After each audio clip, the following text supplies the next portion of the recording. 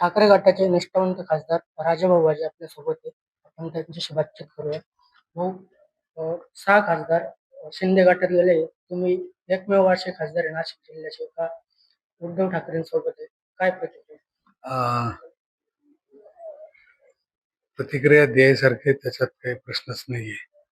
ज्या पक्षामुळे आणि ज्या निशाणीवर मी निवडून आलोय, ज्या विचारधारेने मला मतदान केलेलं आहे, त्यांच्याबरोबर मी राहिलोय. मला वाटतं याच्यापेक्षा जास्त मी वेगळं काही केलेलं नाही असं मला वाटतं. वाय प्लस सुरक्षा जी आहे ते फुटीर खासदारांना देण्यात आली आहे. काय सांगा?